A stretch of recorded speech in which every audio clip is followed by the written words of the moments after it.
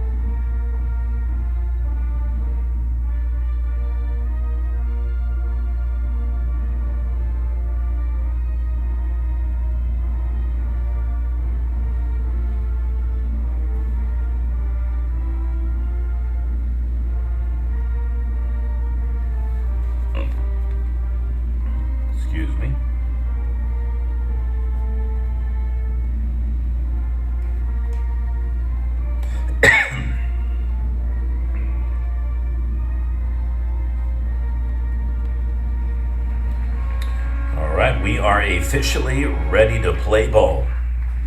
One of these two teams will punch their ticket to the state championship game tomorrow in Bricktown. We'll do our best to keep you updated on scores throughout the day for Class 2A, A, and B semifinal results. In addition, we will also get you scores for remaining super regionals and regionals in fast pitch softball. Appreciate everybody that tuned in yesterday. The viewership has been especially well. It surprises me. I learned a long time ago not to presume that numbers are just going to be through the roof. Remember a couple of years ago, we picked up a semifinal game between Laverne and Velma Elma in football. It had been quite some time since the Comets had made the playoffs. And, and I had hoped, I hope at least, a couple hundred people tune in. And ended up having almost 11,000 people watching the game, which absolutely blew my mind.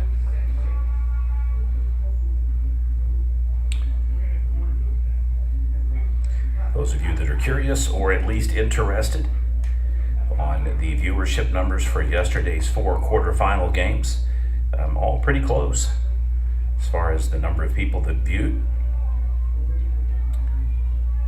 Top viewed game, Wright City versus Hydro Weekly, 1,068 viewers. Followed by Rattan versus Startling, 1,055. Navajo versus Wister, 999. Come on, people. One more person watch that clip. We got to get it up to 1,000. And last but not least, Amber Pocasset versus Okarche, 797 viewers for the game. Like to thank Camp Construction, Salon 123, and the Community State Bank.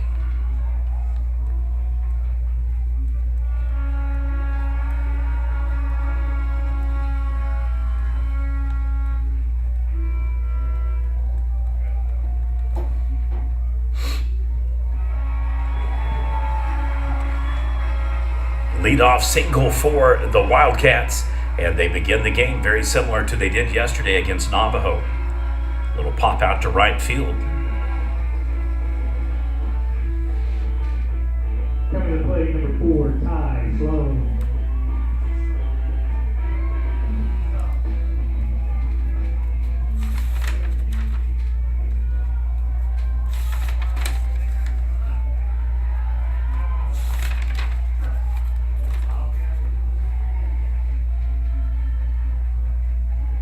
Squares and shows bunt, takes it foul.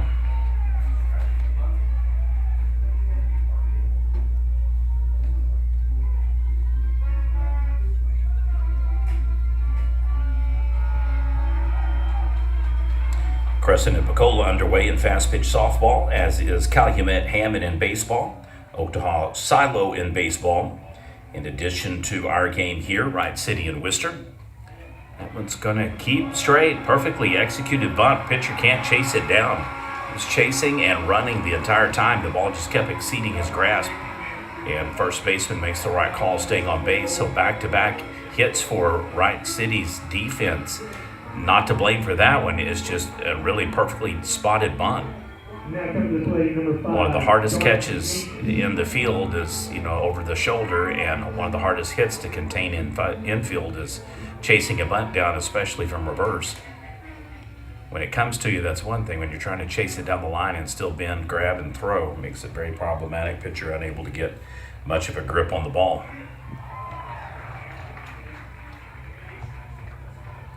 This will be the 4th matchup between the teams, and each game has been totally different. The last game I covered at the Rattan Spring Classic could have gone either way. There was kind of a controversial call to end the game on a 4th strike bases loaded walk that snapped a 10-10 tie. Wright City had a significant lead, lost it, and then obviously 11-10 game. You can read between the lines. Just balls were popping all over the place. They're going to go another fall ball. He's going to force him to fire over to first to finally get the out. Base runners, though, move to second and third. So nicely done by Wister, only 1 down after 2 bunts in a row. Covered a tournament a couple of years ago, back when Roth was chasing titles, and they jumped on a poor Granite team that just really never saw what was coming. And I think they threw down 9 total bunts and 6 of them in a row right in the first inning, and literally took an early 5-0 lead just on bunts and stolen bases and wild pitches. So it can really put you on your heels if you're not absolutely guarding and playing positional ball. You have to make your reads, progressions. You have to walk batters back, but then also still get recorded outs at whatever bases are available. In this case, you're looking at home plate if somebody gets too close, or you're going to go immediately to first.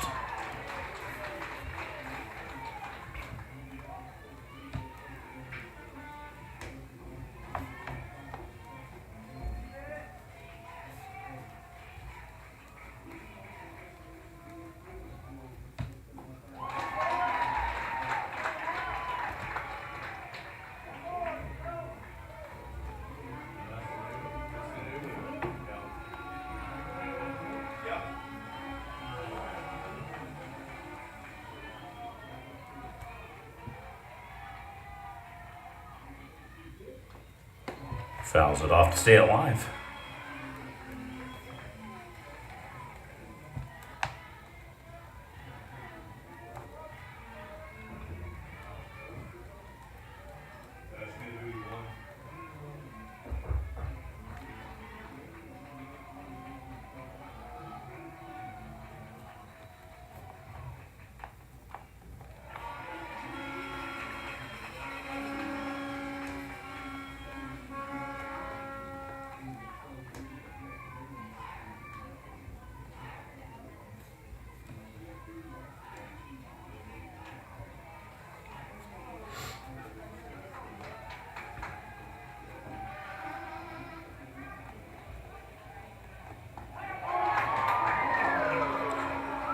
That was a nice looking pitch.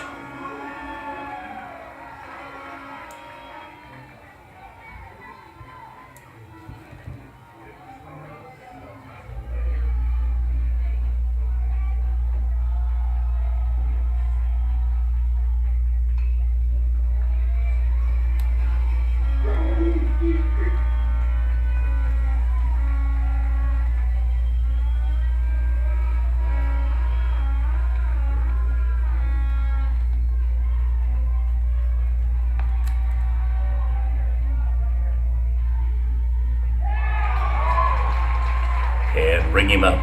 K-Time.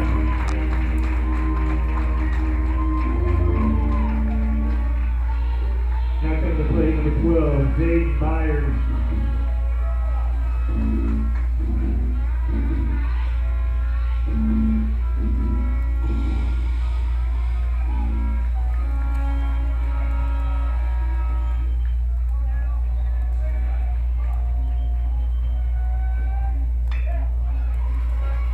To the shortstop, fires over to first.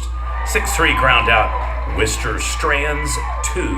We will head to the bottom of the first inning, and it'll be the number 1 rated Wright City Lumberjacks coming up to bat. You're watching Prep Nation TV coverage, games of the day. Class A 2024 Fall Baseball Semifinal coverage.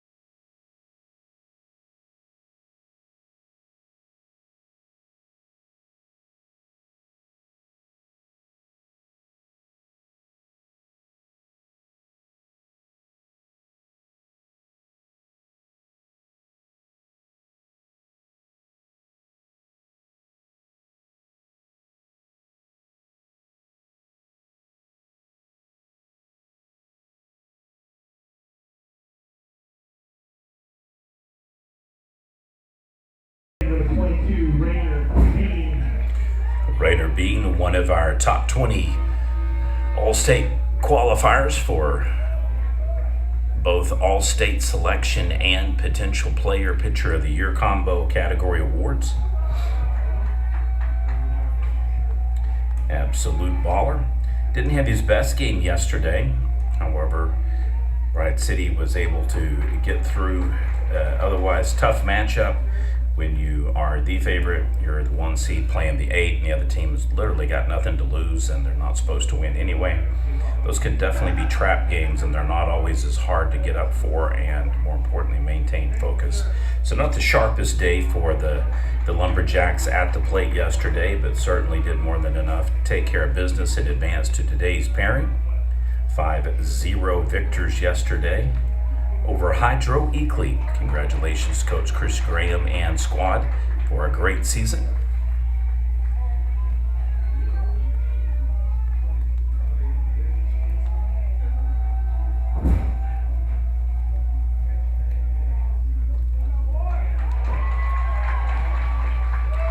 Both teams get the opening and base runner on. Play number 4, Kate Cummings.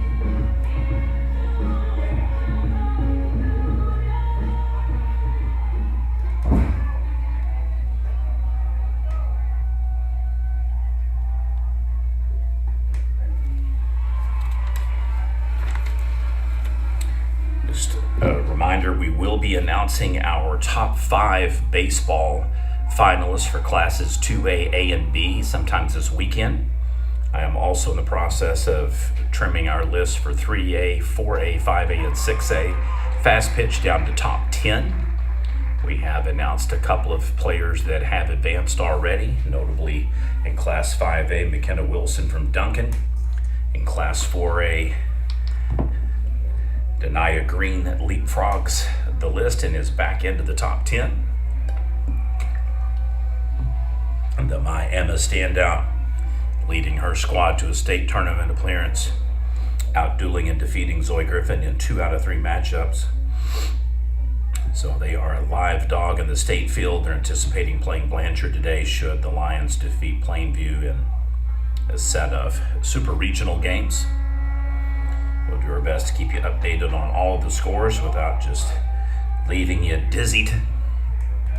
I know primarily our viewers are here for the baseball game and want to see this game, and at the same time, I know a lot of people are curious about the other games going on in the state.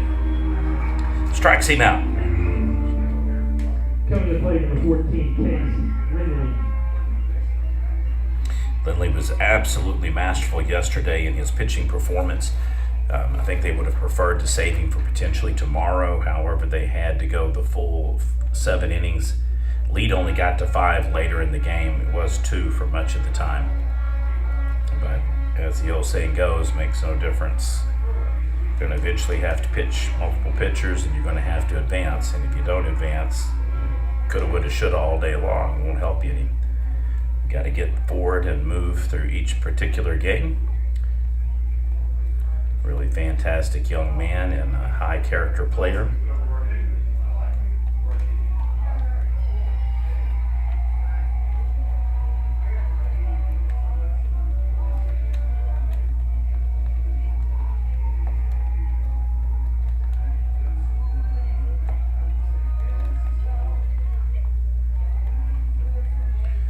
Safe at second already with the stolen base, so both teams in back-to-back bookends of the first inning, able to get runners, the first runner on and get to second base. Only difference obviously is Wright City got the walk and first runner on. Wister had a hit and a walk. Oh boy, misread that one. Stolen base. Nicely done. He perfectly read the body language. I don't know if they were sending signals with and to each other, but he perfectly timed that one and took advantage of the blooping kind of throw that lobbed into second. Perfectly reads it, and he was 3/4 down the path before the ball got there. So they weren't going to get him on the toss turnaround.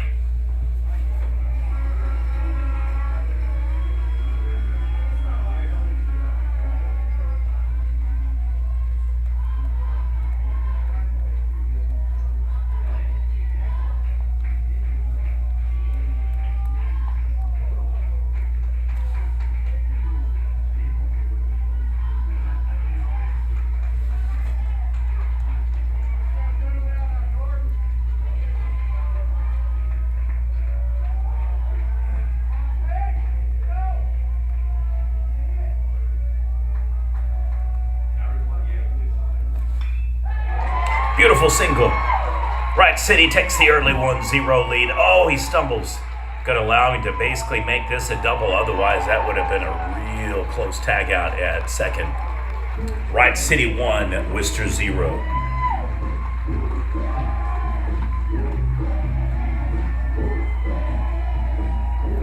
Well, I knew it would be only a matter of time before the bats would wake up for Wright City. Yesterday was a very atypical, slow day at the office. I've seen them literally knock the seams off the balls to where you would think that they were just going to put up 20 runs. So not surprising to see them respond today. A little bend, not break style defense in the first inning where they gave up back-to-back bunts. And Wister kind of had them on their heels after the single as well. Gets out of the jam, records the necessary outs, and now takes an early 1-0 lead here. Fouls it off.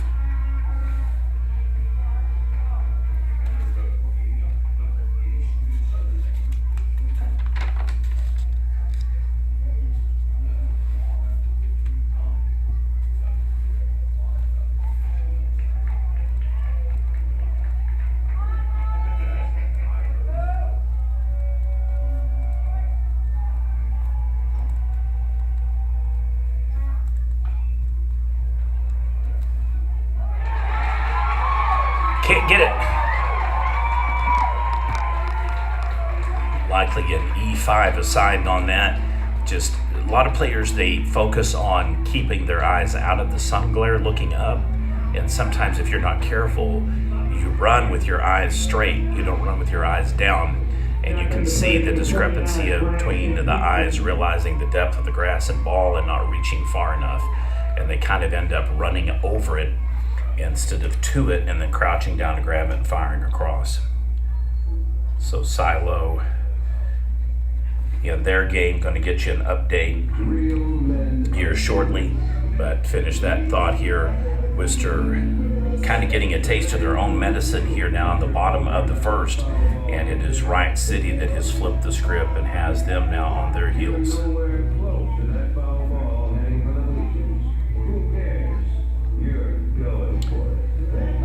Stewart game also will be having an update shortly forthcoming.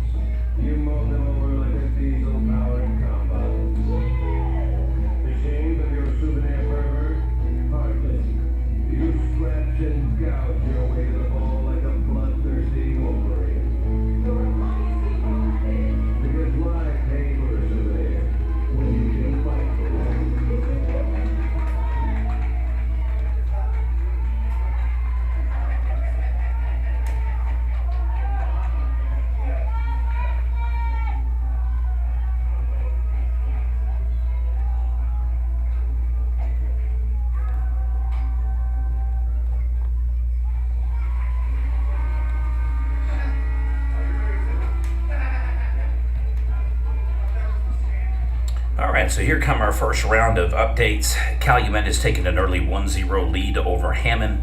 Silo likewise 1-0 over Oaktahaw. Mirrors our score here. Wright City 1-0 over, obviously, Wister. The Pecola Crescent game is just now heading into the second inning. It's 0-0 with the Tigers coming up to bat.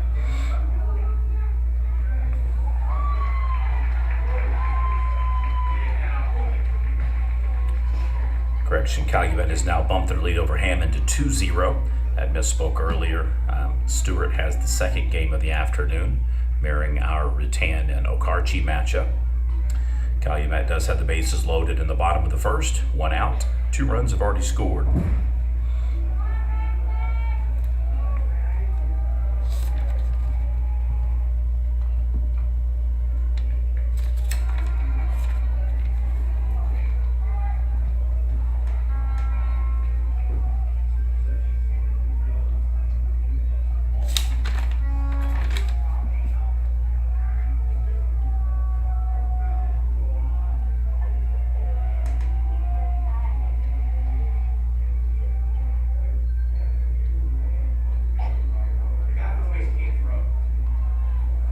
Okay, we've got a potential chase down, and they're going to give way here. Saw a team yesterday misread that, and it ended up costing Navajo a run.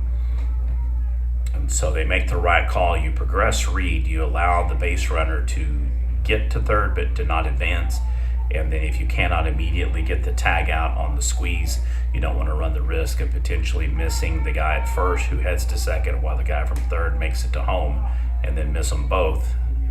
And so they made the exact correct read there, and nicely done by Wister. 1 down now, 2-2 is the pitch count. Got a better angle on the side of the press box here today. Hopefully you're enjoying it.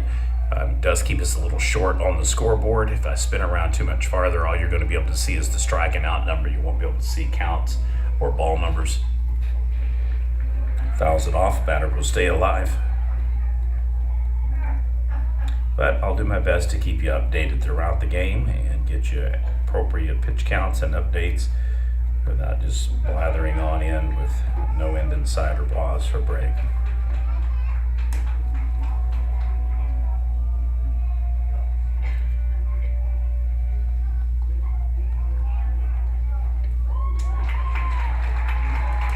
And he does get the stolen base. So Wright City, everything going their way here early on in the bottom of the first. They stopped a potential run scoring with runners at second and third, and now threatening to put another run on the board themselves.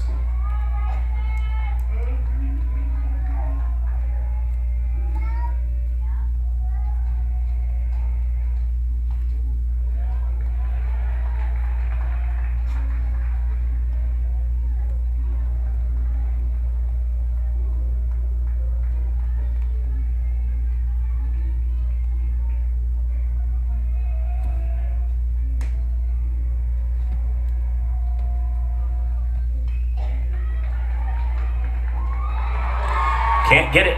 He's going to beat out the throw. Oh, he does get him. So sack RBI, 6-3 ground out. That was very, very close at first. I mean, he definitely hustled up. 2-0 lead now for Wright City. Now coming to play number 15, Dakota Billy.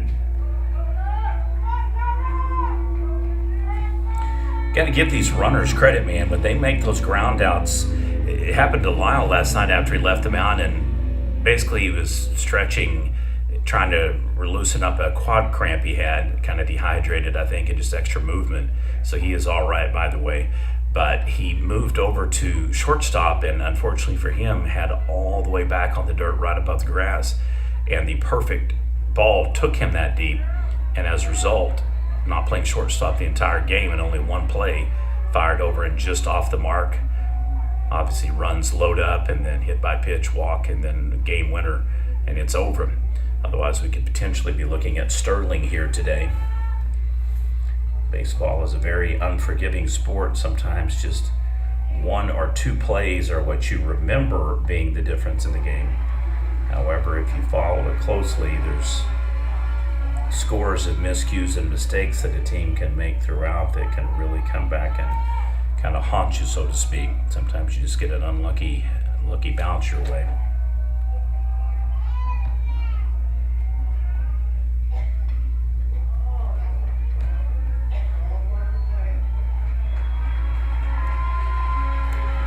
They do get the out. Your score through 1. Wright City 2, Wister 0. We'll head to the top of the second inning. It'll be the Wildcats coming up to bat. You're watching PNTV. Wister pitcher court fitness 25 pitches. I can tell you one thing unequivocally. At the conclusion of this game, these teams will be really tired of playing each other. This is the 4th time this season that they have played. And each game has progressively gotten more competitive and taken on different styles of play.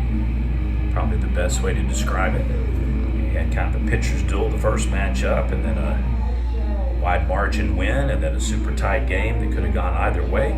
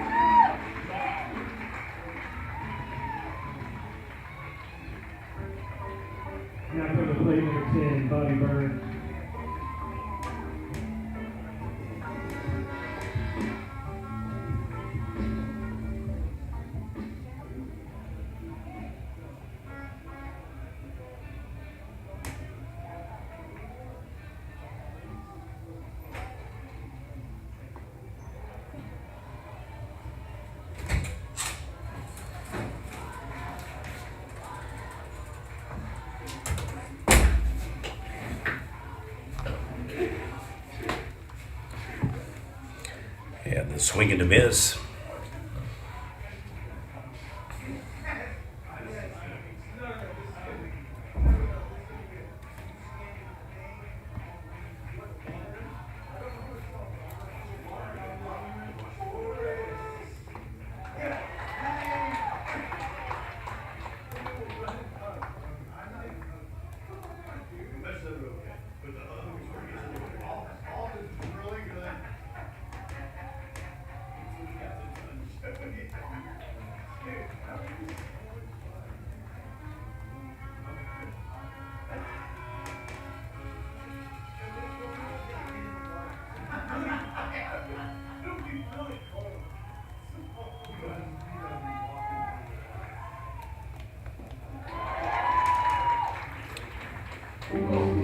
And gets him.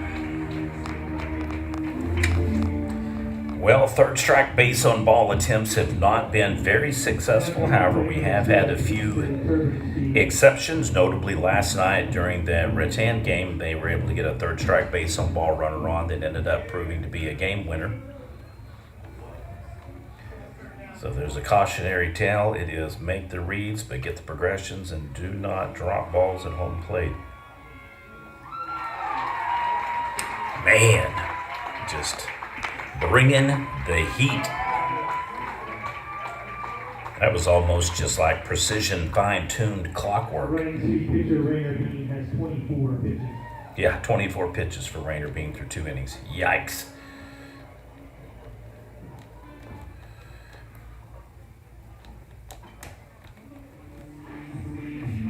I'm high on that kid.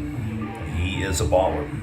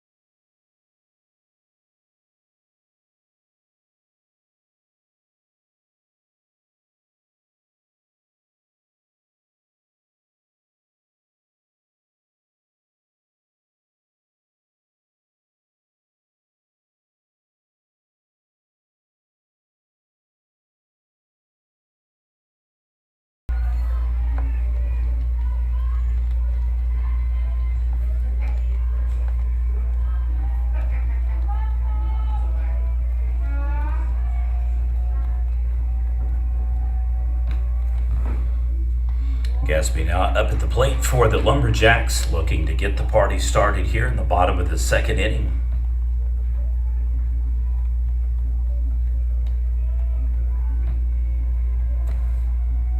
Been very efficient so far for the Lumberjacks.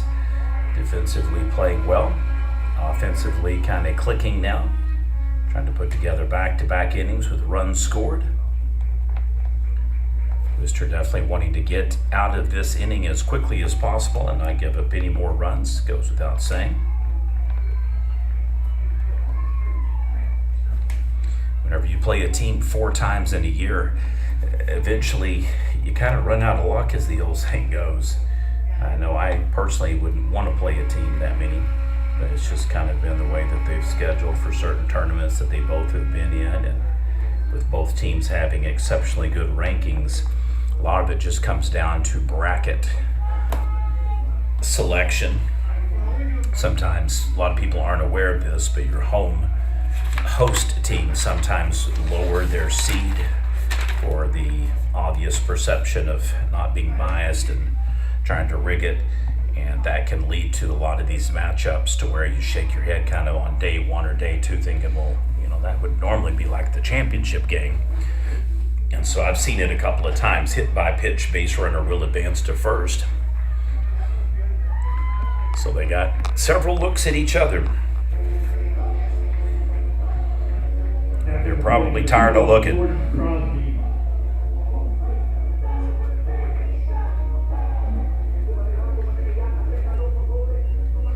Update, Silo 3-0 now over Oktahom, and Calumet 2-0 over Hammond.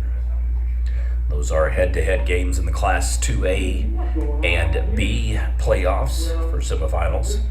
Buckholder and Crescent still 0-0 in that softball game. We need a live Wister to take the curse off those A-12. Nobody seems to know what to get Millie or doing for their wedding gift. Is that right? That's right. We're dealing with a lot of cable sticks always there, don't stick the final wish registry in the place anyway, but we're still waiting. What do you want to do? Yeah.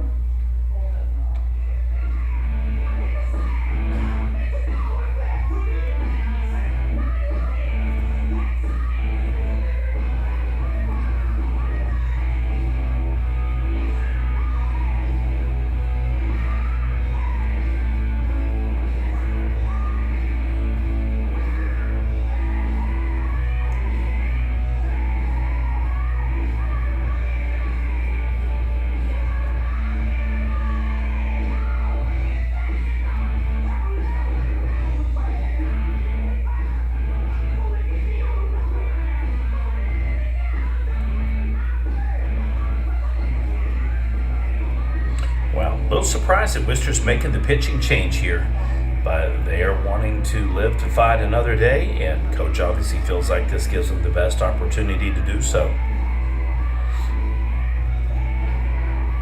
Some people probably were kind of flummoxed last night seeing Coach Clay for Rattan pitch 3 pitchers, Childers, Ellis, and then Johnson.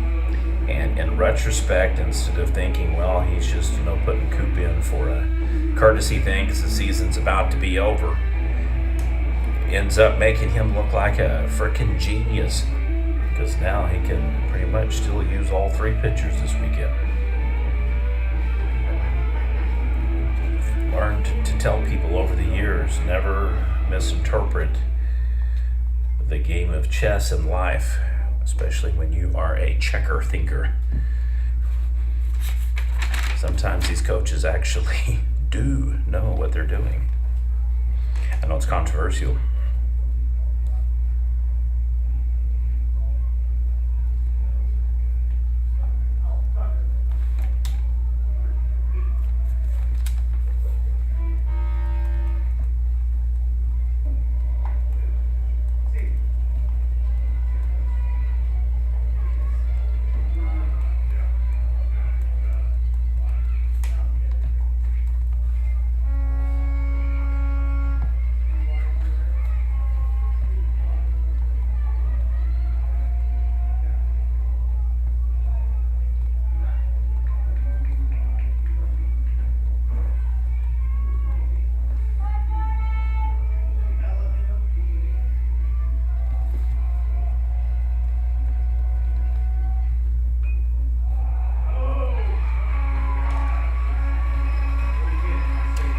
Deuces the out. Nice.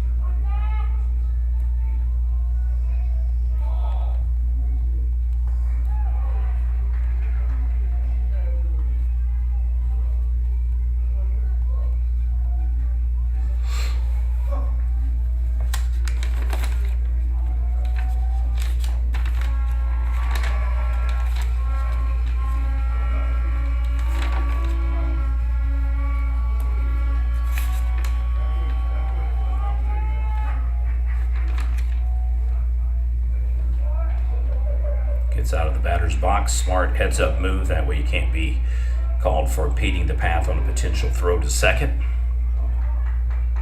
So heads up play by the batter. 3-1 pitch count will resume. One down here in the bottom of the second inning.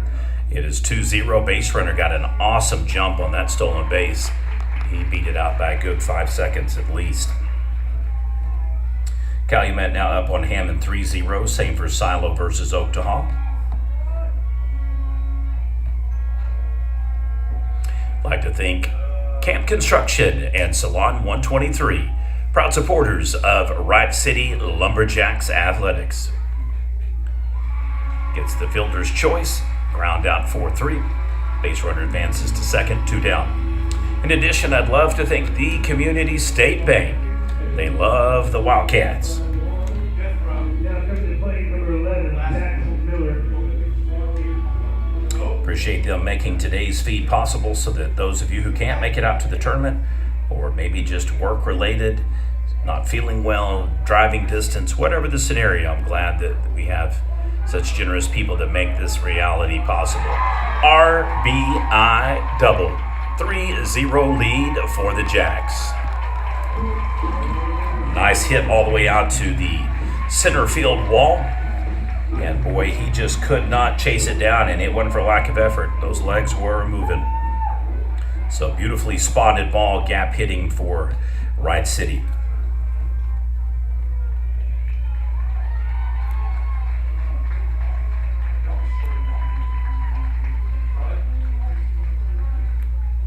Courtesy runner 0, Jalen Hill. Coming into play number 4, Peyton Cummings.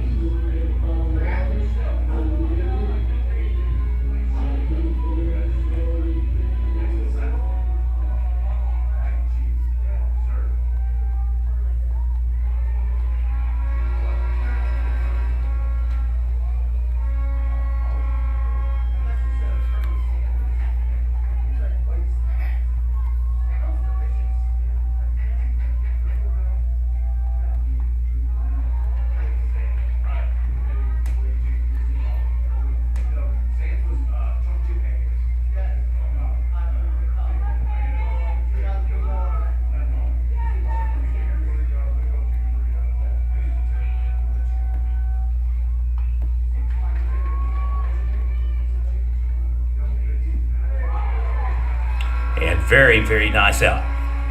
So Wister holds them, only gives up the extra run. Your score through 2, Wright City 3, Wister 0. Led at the top of the third inning, it'll be the Wildcats coming up to bat. You're watching Prep Nation TV coverage 2024 Class A State Semifinal Games. Day 2 action at Edmond Santa Fe High School.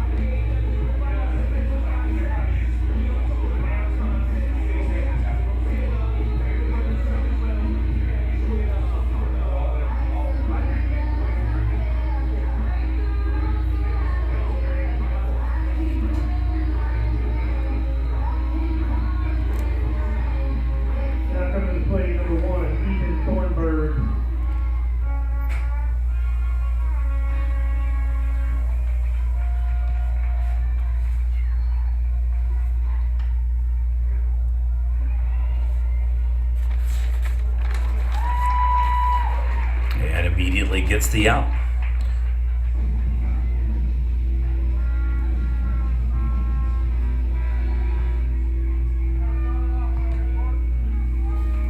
Now going to play number 8, Cord Benton.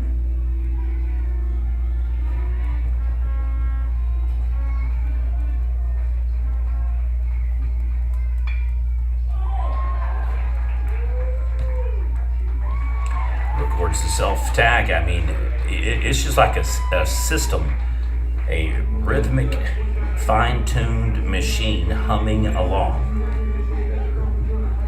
After looking a little subpar yesterday, Wright City back to looking slick, sharp, and ready to rock and roll for tomorrow. Very impressive start to the game for them, especially considering how Wister aggressively jumped on them from the get-go.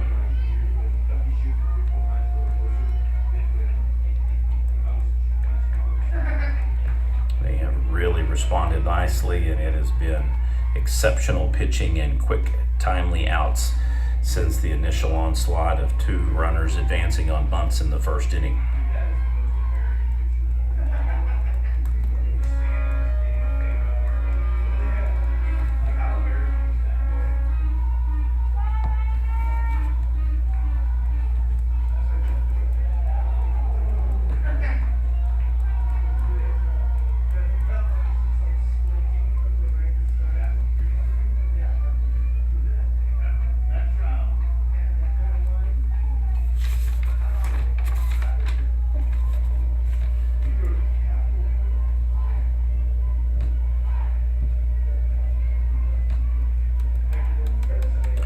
No score change to report for the Crescent and Pecola game.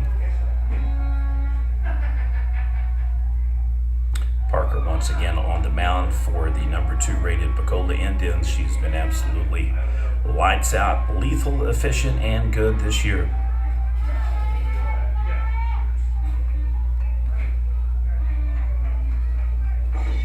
Calumet now up on Hammond 8-0, Silo 4-0 over Oakdale. Both of those scores are baseball scores.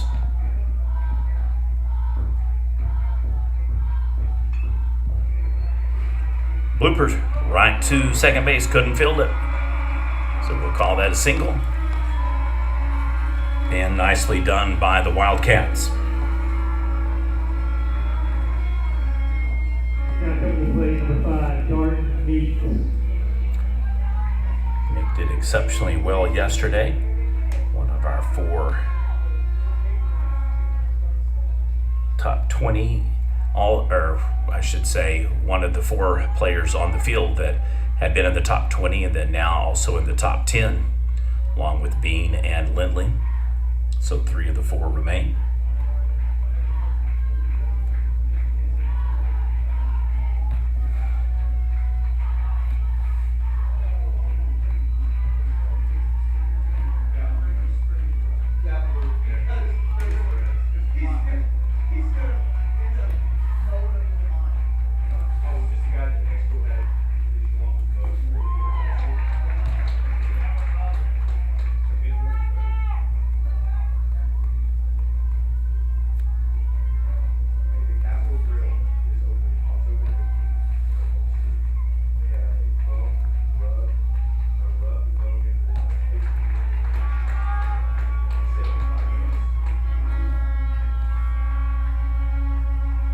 Well, the noisemakers are back today.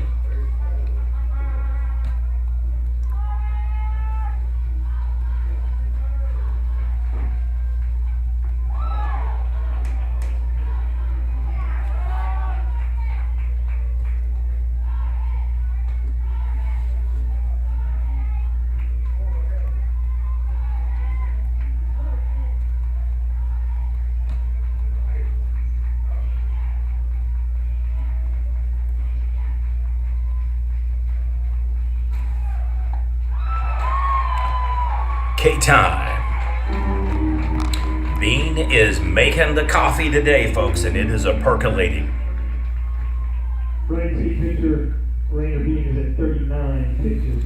39 pitches so far. Wow. Hit 24 through 2 innings. It's crazy. Gives you an idea of exactly how efficient and on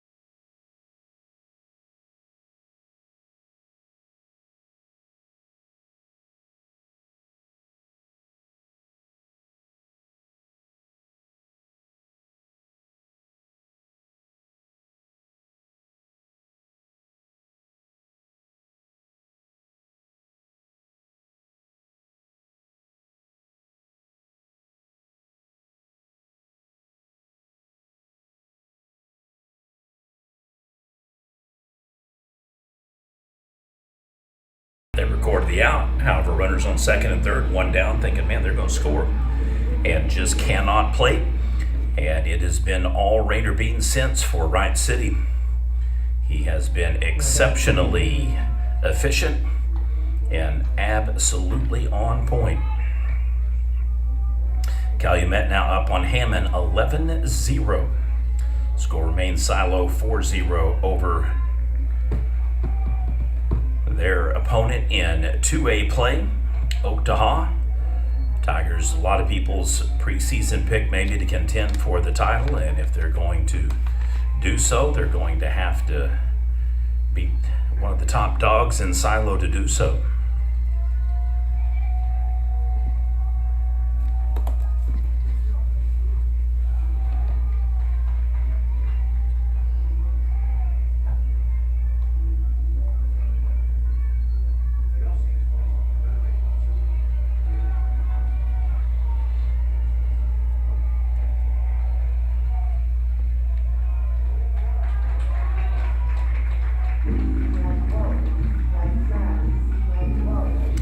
Runner advances to first on the walk. And it is pretty much business as usual. Each inning like clockwork. The Jacks are getting a runner on. And doing so with amazing consistency. Very patient at the plate. But when they have swung, they have made good contact and moved.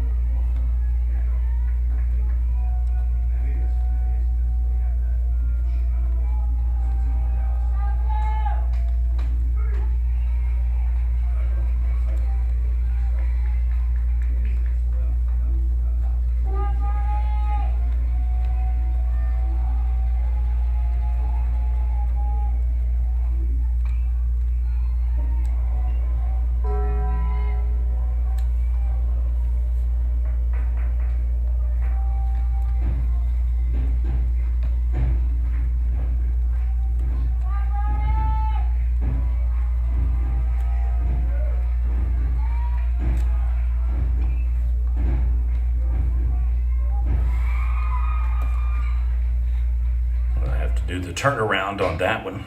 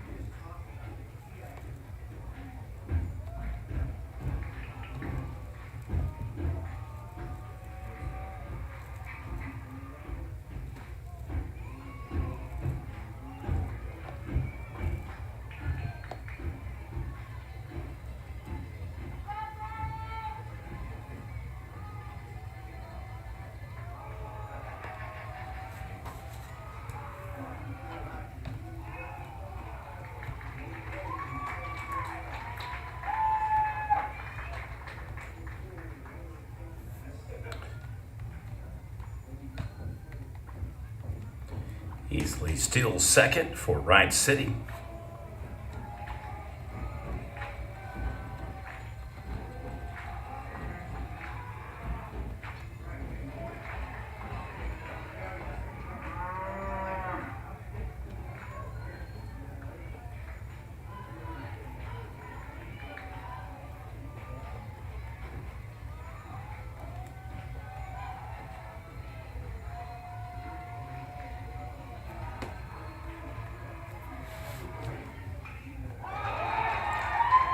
Oh boy, perfectly spots it right in front. Oh, this could be close. Got it. Runners in the corners, Wright City. Another single. First and third. No outs here at the bottom of the third. Got a really good jump on it. Thought the throw might be a little bit higher, and instead it kind of one-hopped in and between his late recovery speed and the trajectory of the ball, he was able to beat that in by 4 or 5 strides. So it ended up being perfectly done once again by the base runner.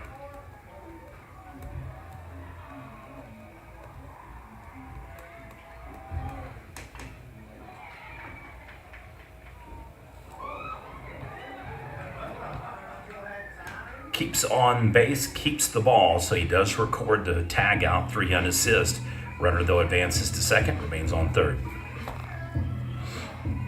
I wanted to double check before we made the call on that one because he was kind of bouncing and hopping around a little bit.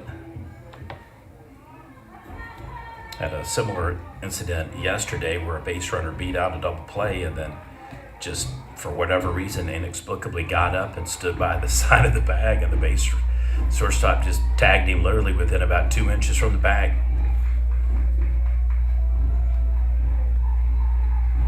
Proved costly for Amber Pocasset for sure.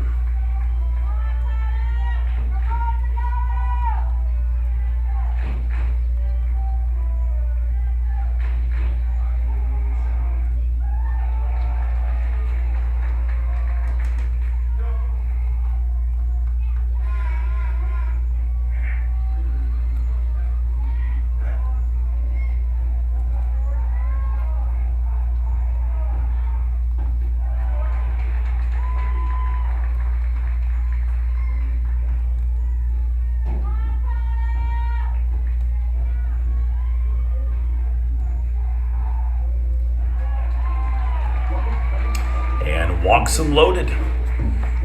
So the pitching change maybe not necessarily working out quite the way that head coach wanted it to work out.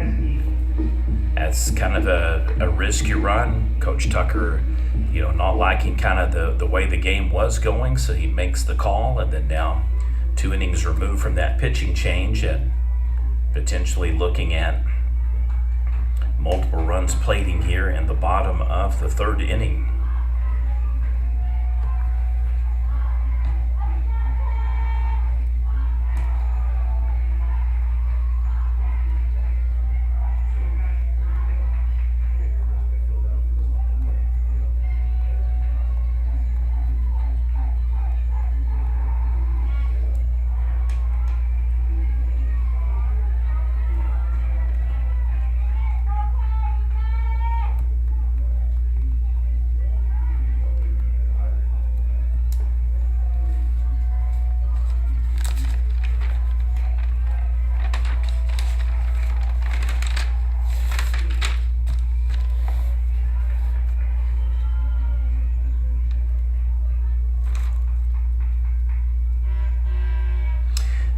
Don't know, for whatever reason, the Crescent Pecola game just does not seem to be updating. So if anybody is seeing something that I'm not seeing, please let me know.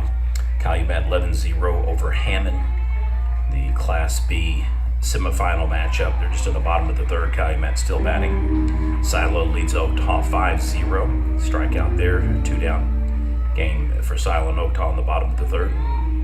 Now comes to play number 12, Jordan Crosby.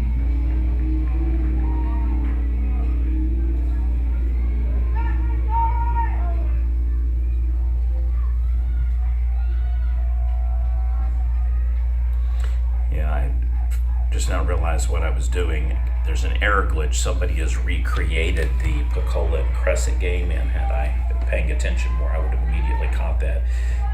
Pecola was victorious yesterday, 5-0. Pecola plays Latta today, and that game does not start until 2 o'clock, so apologize, folks. Should have caught that one earlier. Just sat here thinking about it, going, and that was correct. I hate it when people do that. They put games in the feeds that don't exist anymore, and I don't know if it's just somebody trying to be a smarty pants or what. So they get the strikeout, and we will head to the top of the 4th inning. Wister Wildcats coming up to bat. You're watching PNTV.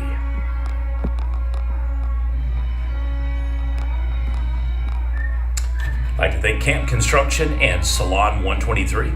Plus the Community State Bank for making today's highlights, graphics, coverage, and live stream available for your viewing pleasure. You can show your appreciation and thank them by bringing them your business. Community State Bank based out of Wister, Camp Construction and Salon 123 servicing the Broken Bow and Ho Chi Town surrounding areas. Check them out. Speaking of Ho Chi Town, if you haven't been there, you got to go. It's really cool. However, I recommend taking a U.S. issued government cellular satellite phone because it is pine tree service. I can tell you from personal experience, it does not like Verizon. We tried covering a tournament in Batiste this year for the first time, and I had to go to the school just to get the clips to almost upload. We could not maintain a strength signal for streaming, and it, for the first time I'd ever seen it, it was actually cutting out recording, not giving it enough latency for that even too. So it was a very frustrating couple of days. Ended up getting rained out and tournament canceled, but it's one of those situations. Now come to play number 3, Jagger Dodson.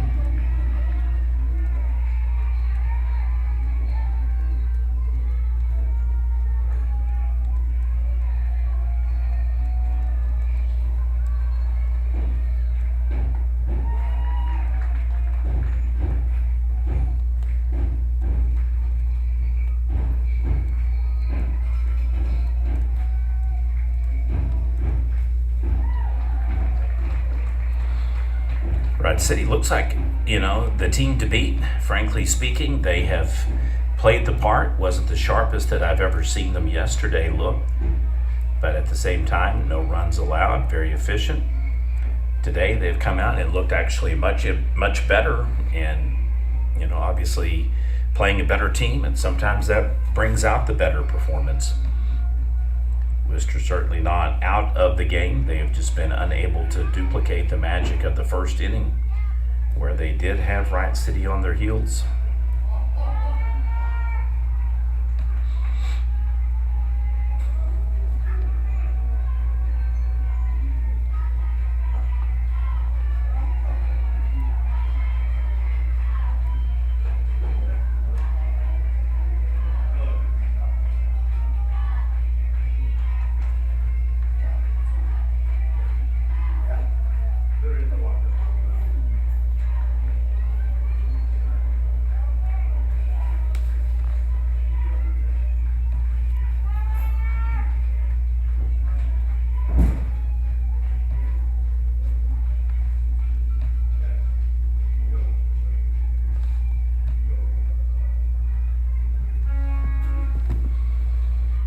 Kind of a break in action here. Batter trying to reset 2-2 on the pitch count. No outs.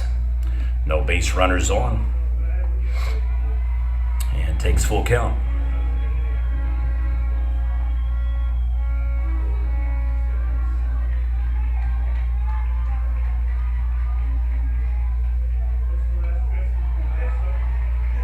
Each game, sometimes like this is different. Sometimes you would think, you see somebody 4 times, all right, this is just going to be an absolute just hit-a-thon. They're just going to constantly be hitting because they've seen these pitchers. And it kind of just really does lend cadence to the fact that each game is different. They do get the ball for a walk, base runner on now for Wister, exactly what they needed. Sometimes the pitchers or the batters just may have a bad day. And when they meet again, they, want to prove, hey, I didn't play the best I could have played, so I'm gonna show you what I can do.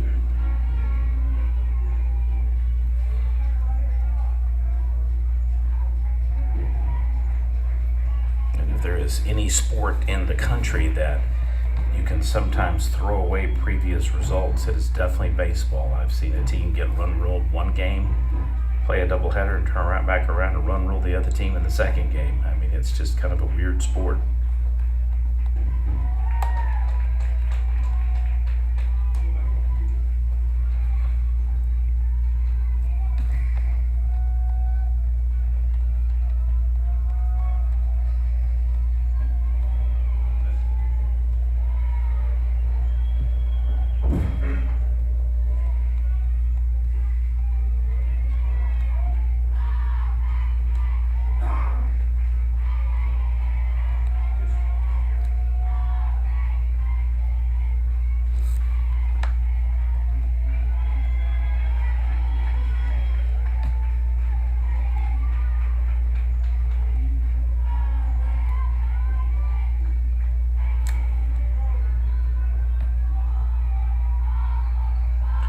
Definitely a slower pace to the inning than has been our predecessor.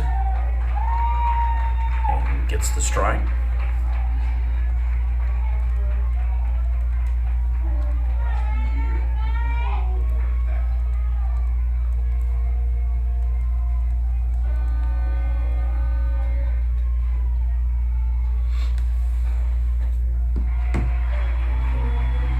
Back-to-back walks, so Wister, first time since the first inning that they have had 2 runners on. Could we be seeing a momentum shift yet again? Now coming to plate, number 6, Corbin Bouquet.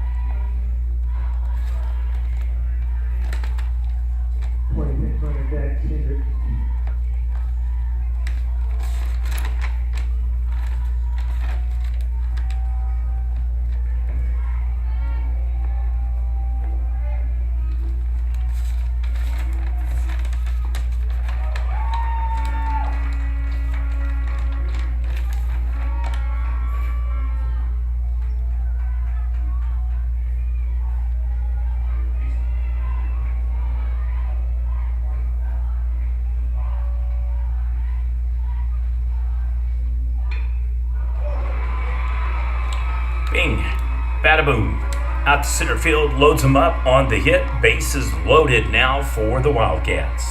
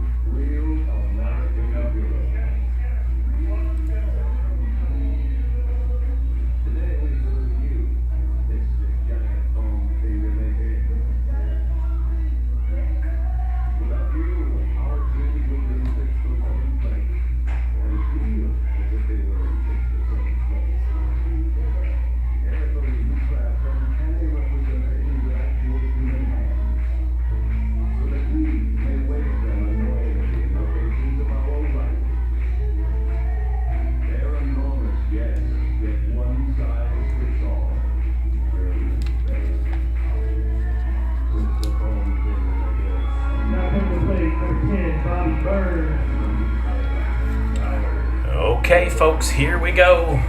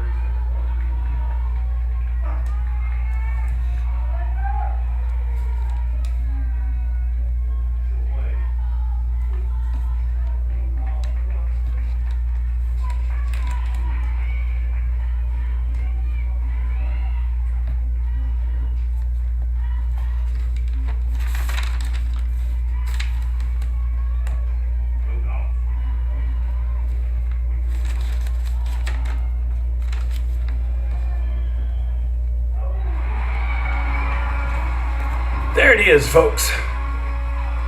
Wister on the scoreboard. Bases remain loaded, back-to-back at-bats.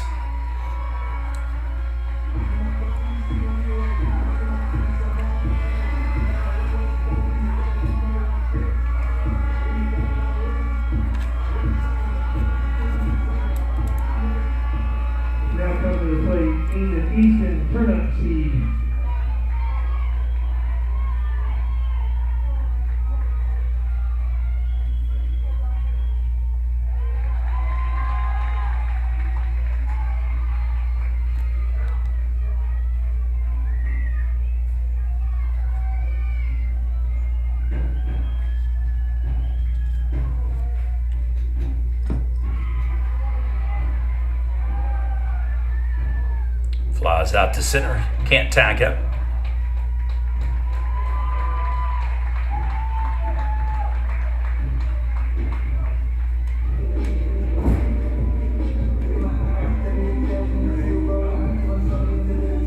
Now coming to play number 1, Ethan Thornburg.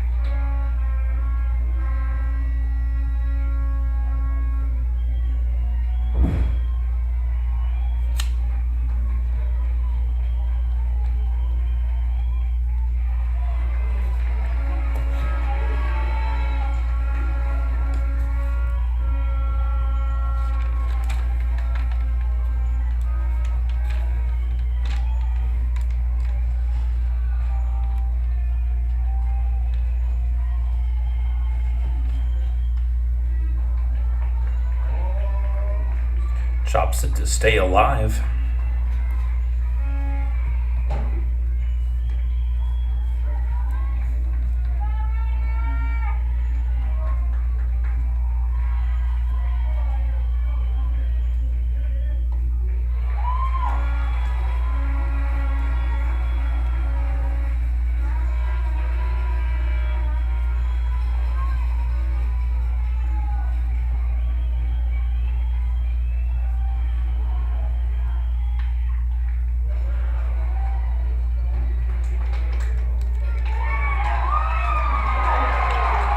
And they get the force tags.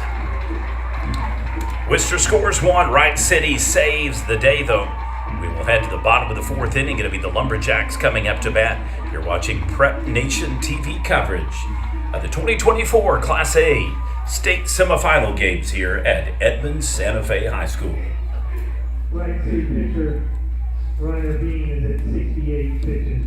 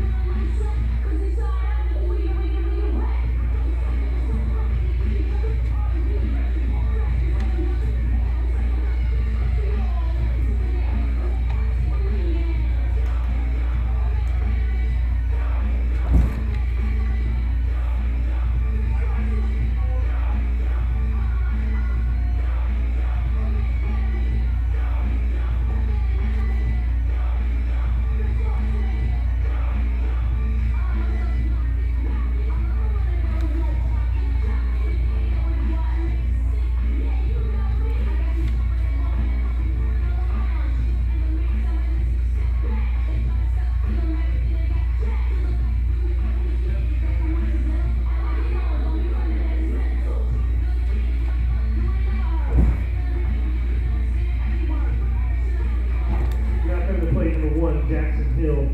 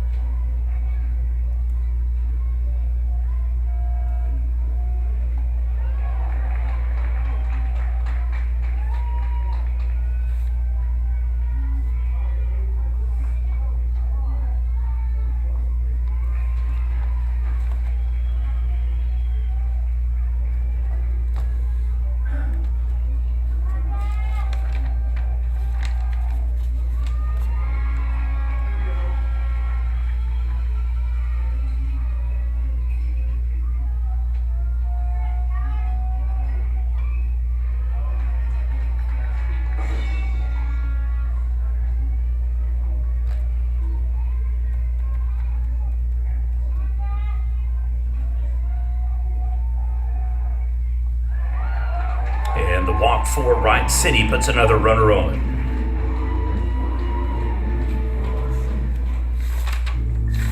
Now coming to play, Rainer Dean.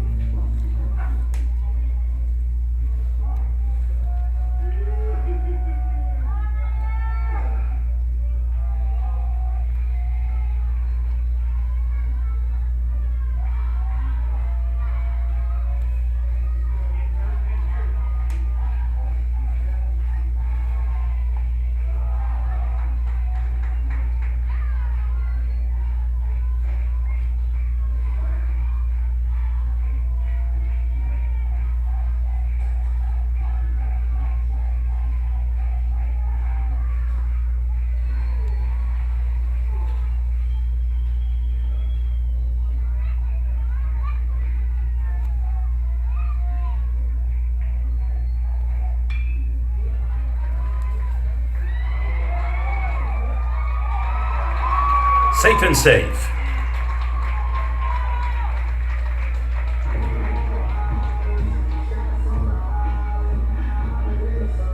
Now coming to play, number 4, Dayton Cummings.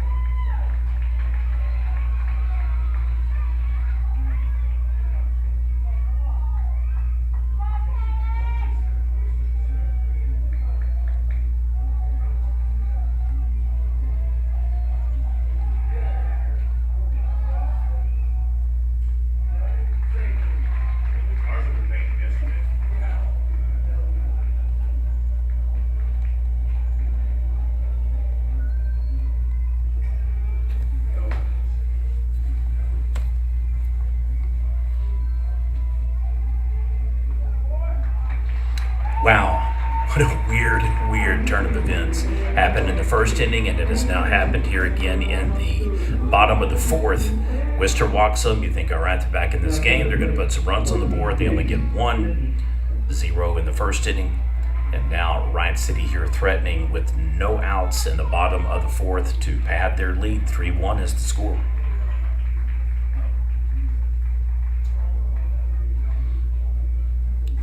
The old saying goes, that's why they play the games.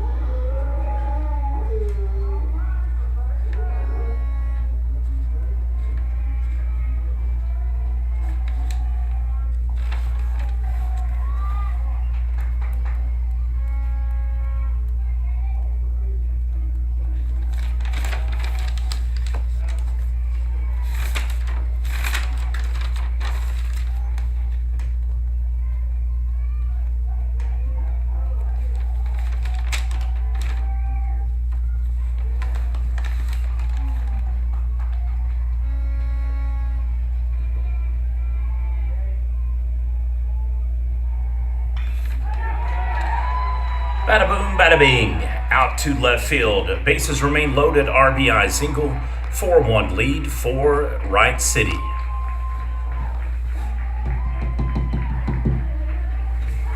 play number 2, Brody Guest.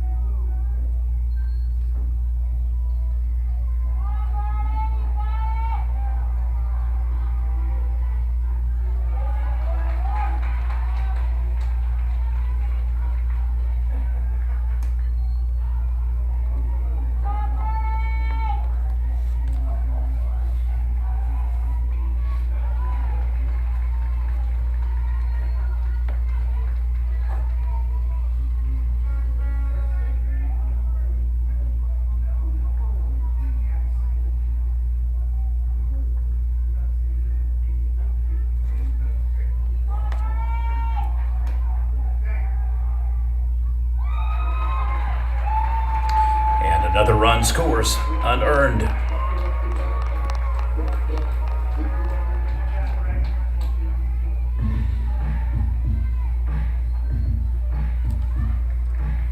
coming to play number 29, Braxton Hickman.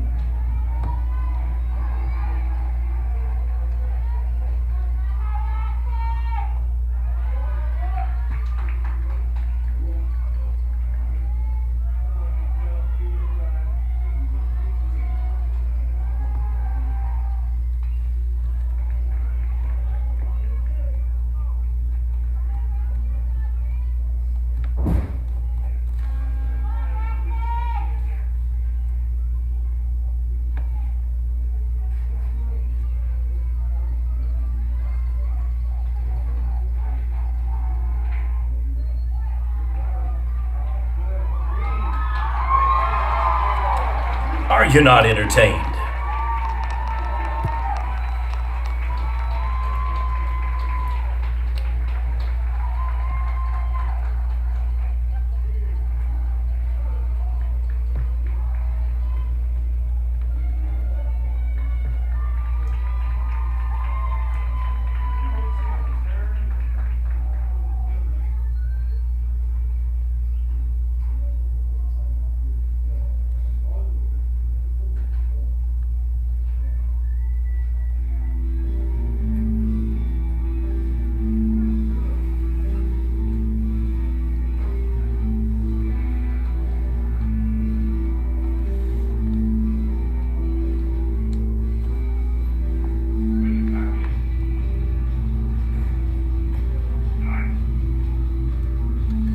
Coach Tucker has a dilemma now here on what to do. Should he make another pitching change?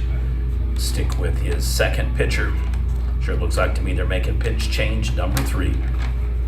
Your score, Wright City 6, and it is Wister 1. You're watching PNTV coverage, games of the day. Day 2 action here at the Class A State Semifinals at Edmond Santa Fe High School. We'll go ahead and get you some updates on baseball scores. Calumet leads Hammond now 15-0. That game on the verge of a run rule as soon as they head to the next inning. Calumet is bottomed out in the 4th, still batting 2 outs, 2 runners on.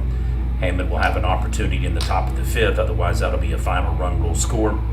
And Calumet will advance to their 3rd consecutive Class B state championship game.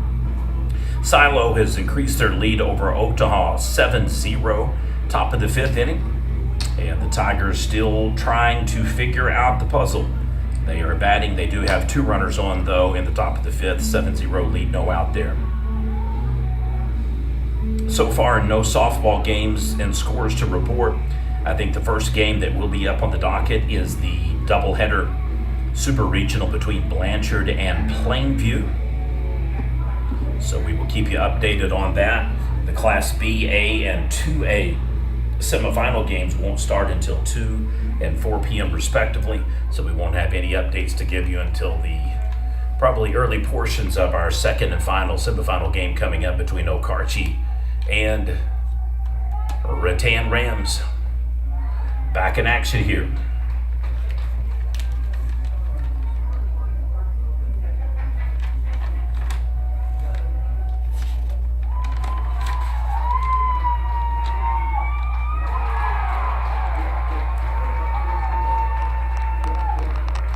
It's like a dust storm down there. Caught in the crosshairs. Be careful, be careful, be careful, be careful. Fires back to first. Now we got another suicide squeeze at home. He's going to steal second. Now he's going to try to get back in safe, and he tags him. So it is a fielder's choice tag out. So not exactly the correct read. Wright City ends up helping out Wister there.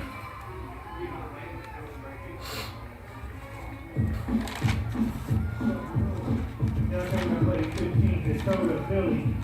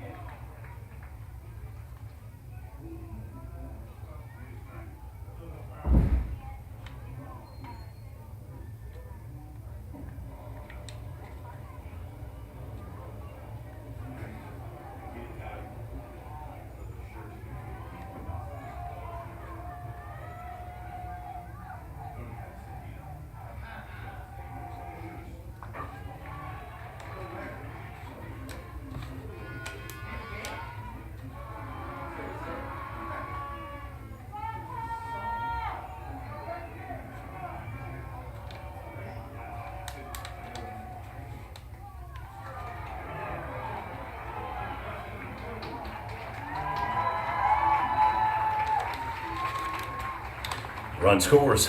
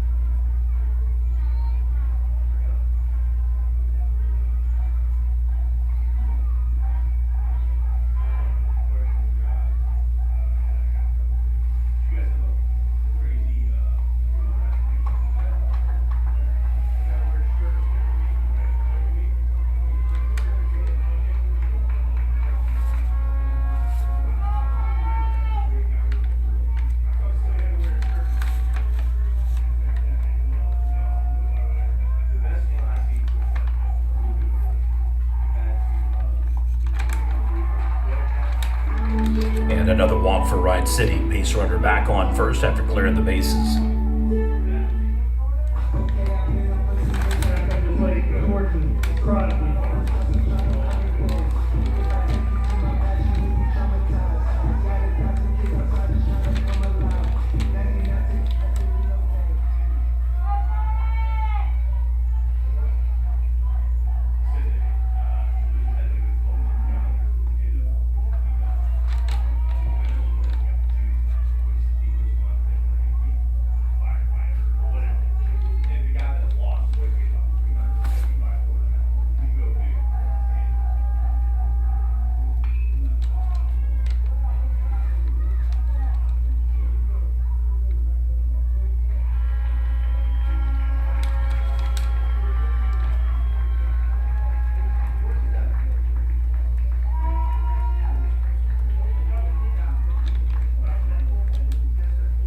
Wister pitcher, 47 pitches. Well, Wright City has a huge bottom fourth, 8-1.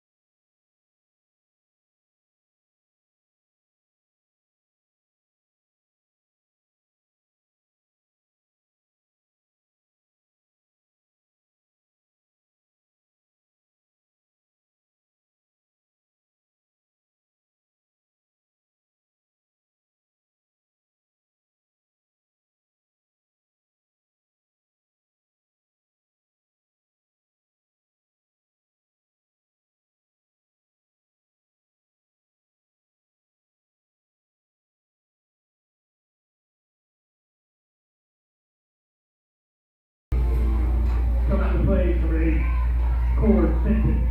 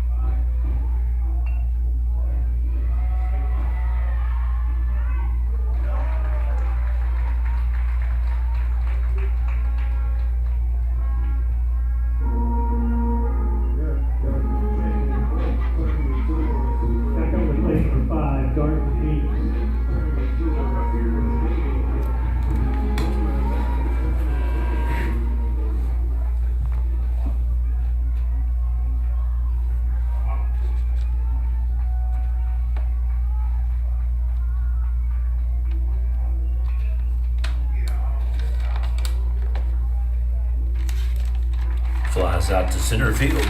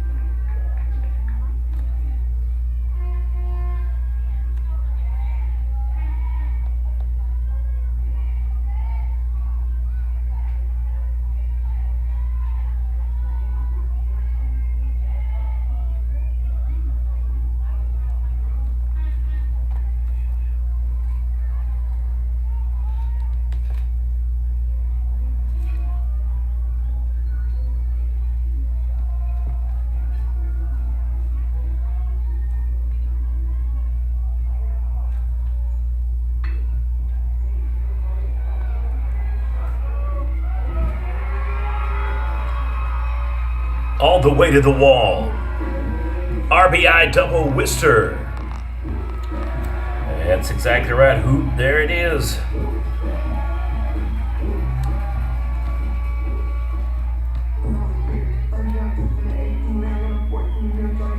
Now coming to play number 12, Jake Myers.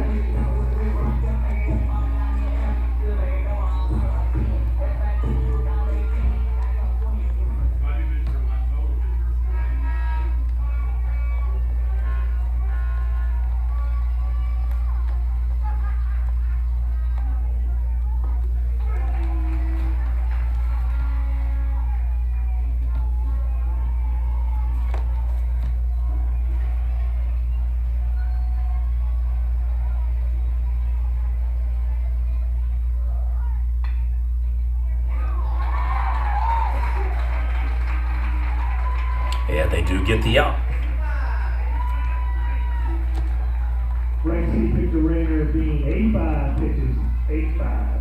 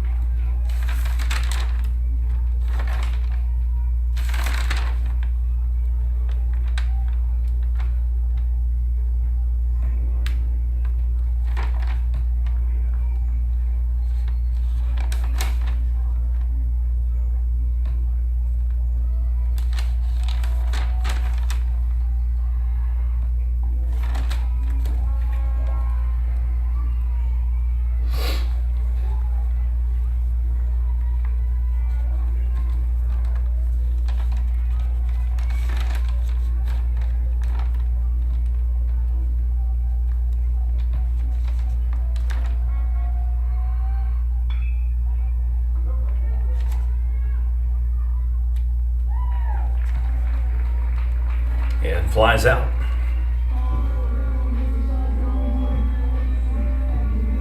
Now to the plate number 4, Kate Cummings.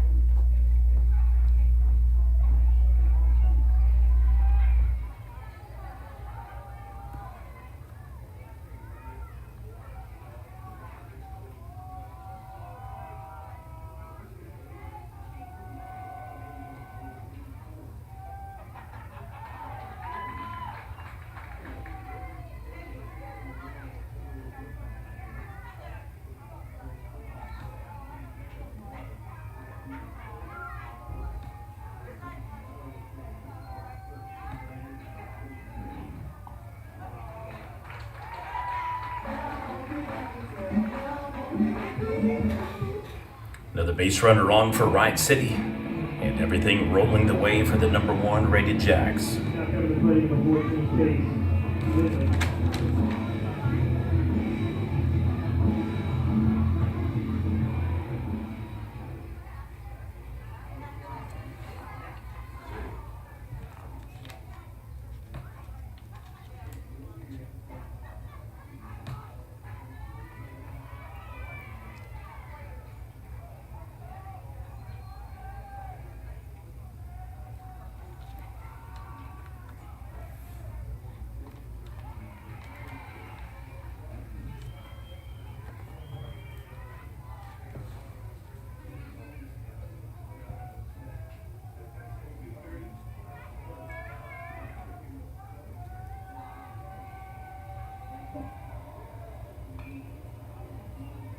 Hands up!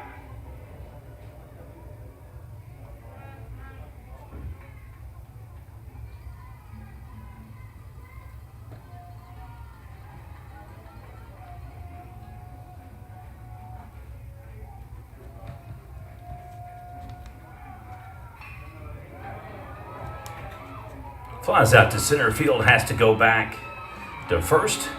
Double play, gets him at second. Couldn't get back in time, unassist, heads up play.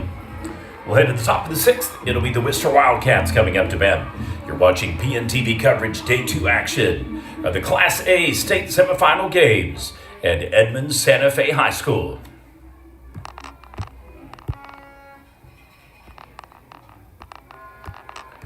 I'd like to thank Camp Construction, Salon 123, and the Community State Bank, proud supporters of Lumberjacks Athletics and Wister Wildcat Sports.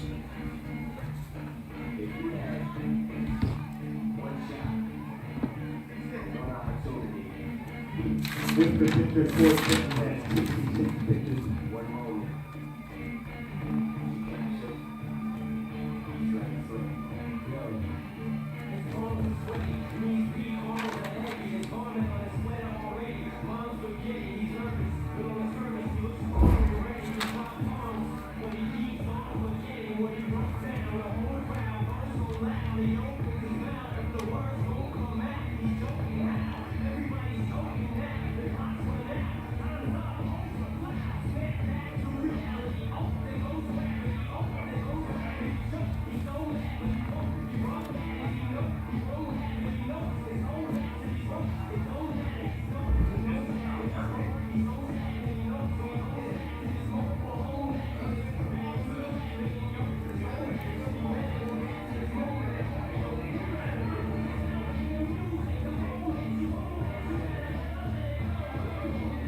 Now coming to play number 6, Corbin Bouquet.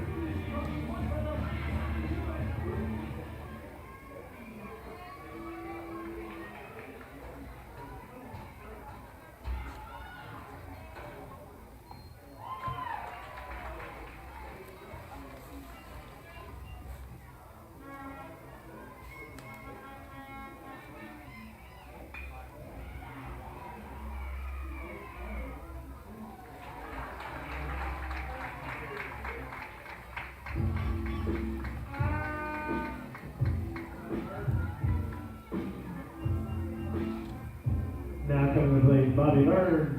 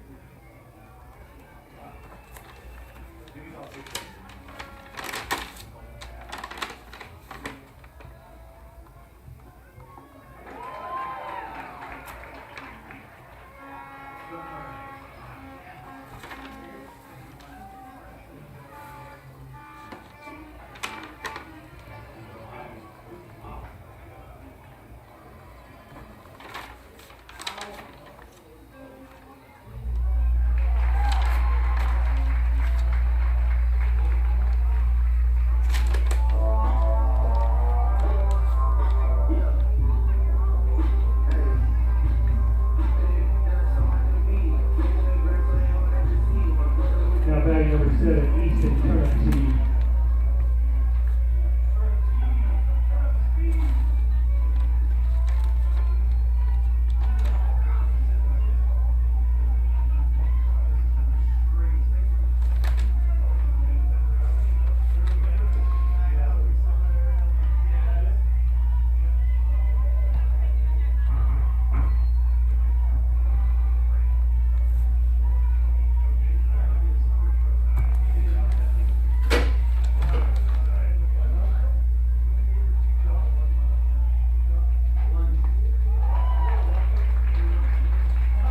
Two outs here for Wister in the top of the 6th inning.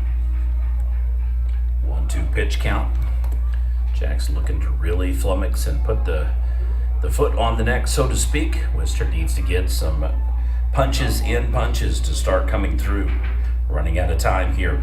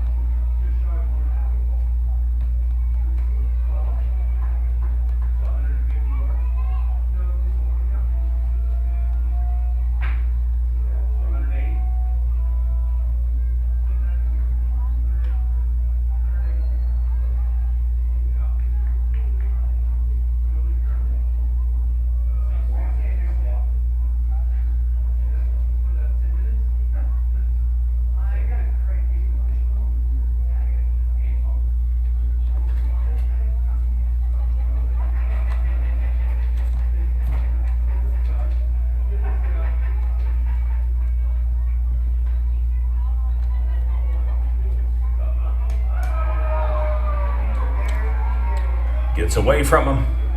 Out to left field. Base runner on for Wister.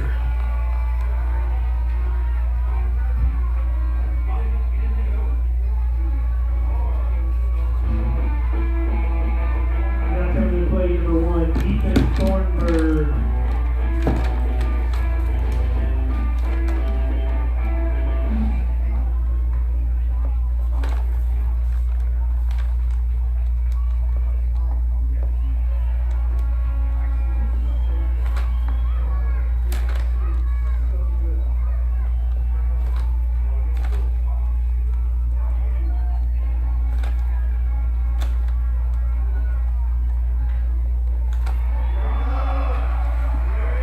Back-to-back dingers. This one again out to left field. 2 runners on.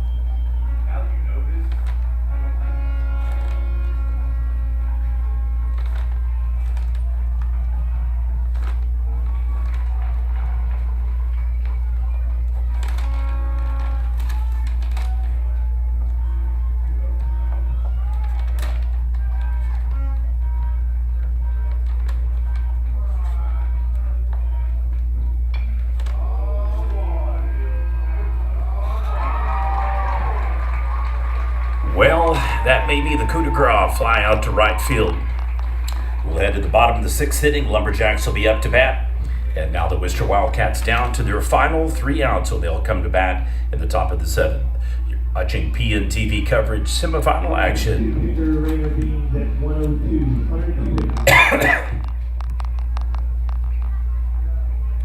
Been another exceptionally good pitching day for the Lumberjacks. Yesterday, Case Lindley. Today,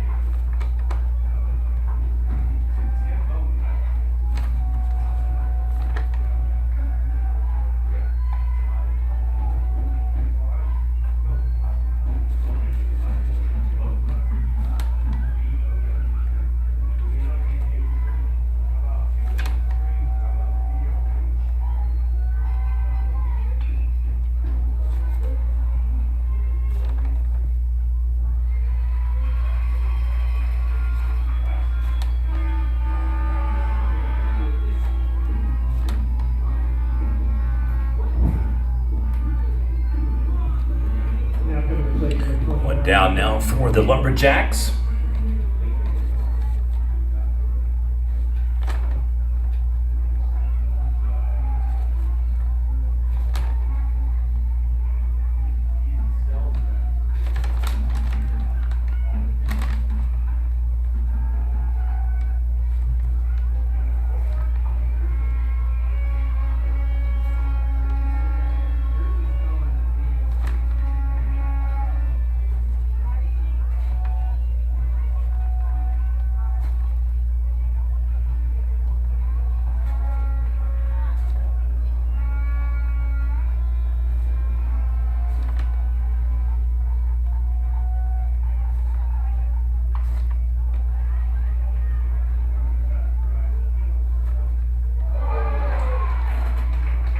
That one just hooks off to the side. Can't quite snag it.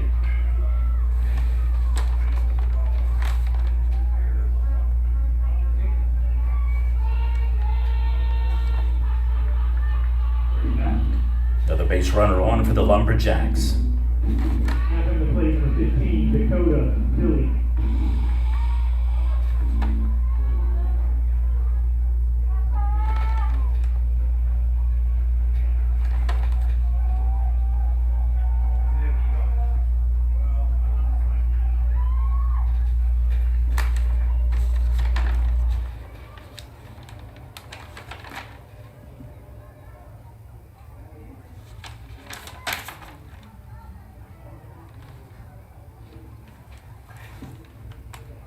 Coach Butler will head over to do probably a courtesy runner. It seems to be the case. Yep. So we'll have a pinch runner at first base.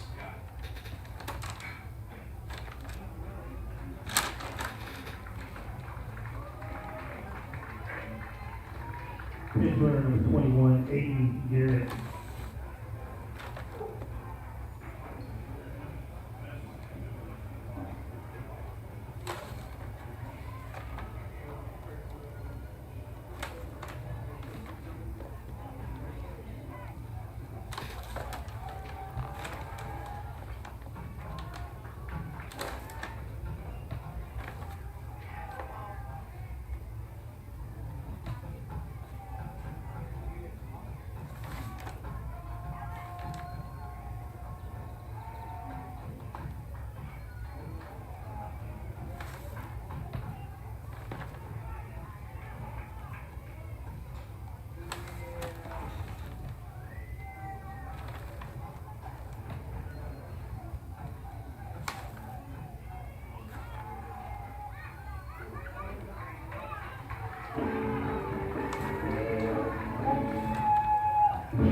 Two runners on. It is like a finely tuned precision grandfather clock. Coming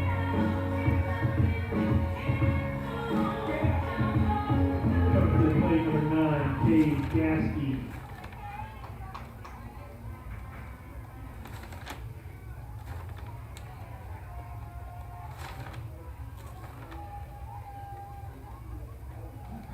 I've seen several really good Lumberjack squads over the years. This team definitely rivals the 2019 squad that won state.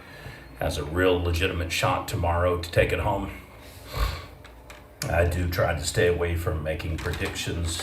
Part of that is just due to the nature of the number of people that take this sports coverage way too personal. They are more than willing to just crucify you and burn you in effigy when your picks are wrong. And then on the flip side, when you make the pick, they feel like you're disrespecting and diminishing the other team. So I've just learned in these particular cases usually to keep my 2 cents to myself. Gives me a couple extra cents. 12, Jordan Crosby. I have some thoughts and ideas on just based upon matchups. A lot of it tomorrow will come down to which pitchers are left. It will fundamentally change who has the decided advantage in some of these games. If there's any team that's going to have a number 1 or number 2 available for tomorrow, for example. Run scores 9-1, 9-2 correction. Sorry about the bobbing camera. Fingers hit it too hard. Now coming to plate, number 1, Jackson Hill. In that regard, should Rattan be able to get through their semifinal game today, they will be in a really good shape with having potential pitchers to use tomorrow. Keep in mind that Coach Clay started Childress, didn't make it long, hit by pitch. Wow, that's going to load him up. Just keeps getting worse for Wister here. Replaced by Ellis, who actually pitched exceptionally well. I thought he did really well. So if anybody's going to have extra numbers on the arm and might not be able to be used today, it'll be Ellis. However, Cooper Johnson is available today and or tomorrow as well, along with Childress. So that's a real ace in the pocket if the games go the right way today for you. Just my 2 cents worth. Having said all of that, they could lose the game coming up against Okarchi, and it's a moot point. You never know. Okarchi is a scrappy bunch, and they are not here by mistake. They are a very good coach team.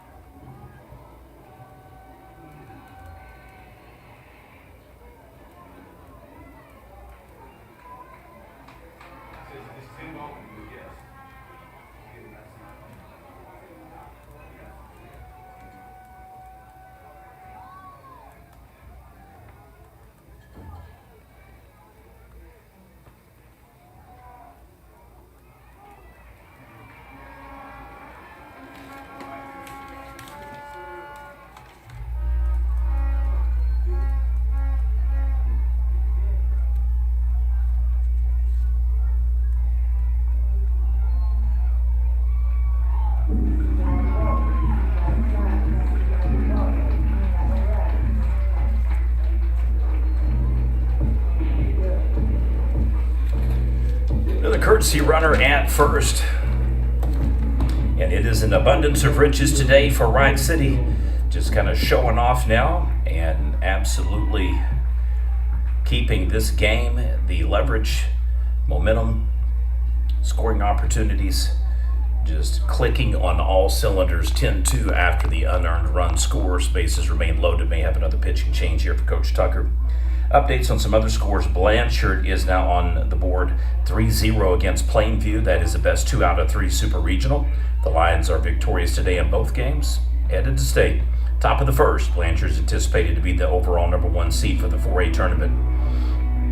In addition, games prior today, we had a couple of run rule victories.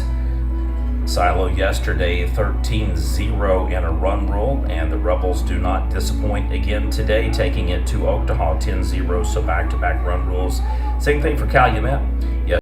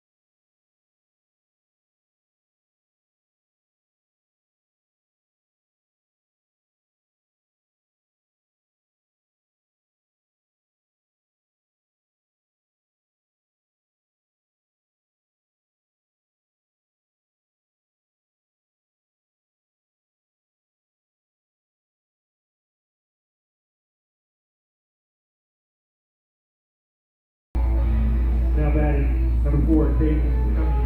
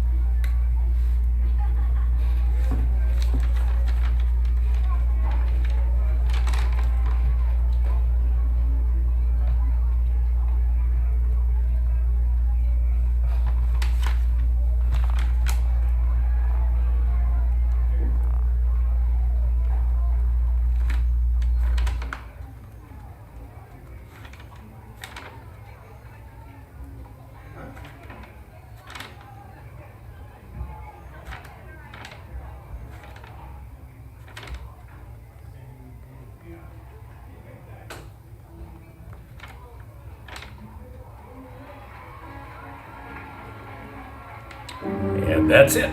We will head to the top of the 7th. Wister will need a huge, massive, epic, all-time rally. Okay.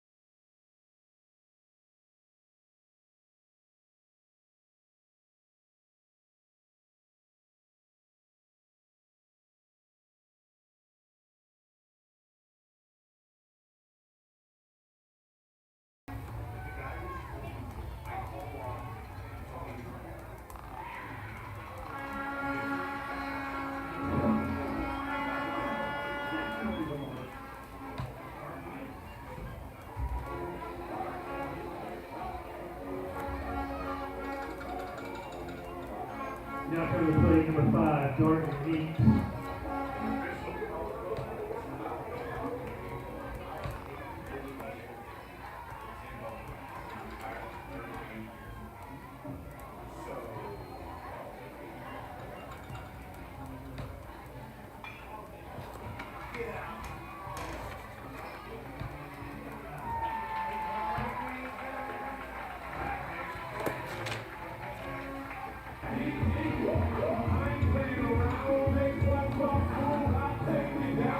Now coming to play number 3, Jagger Johnson.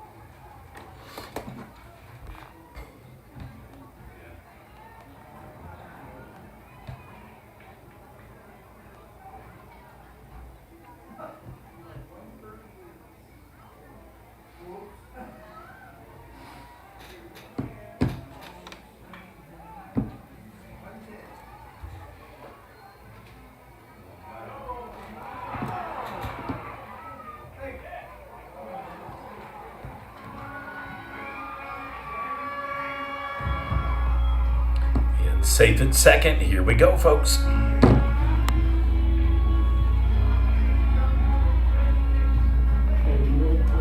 batting number 12, James Myers.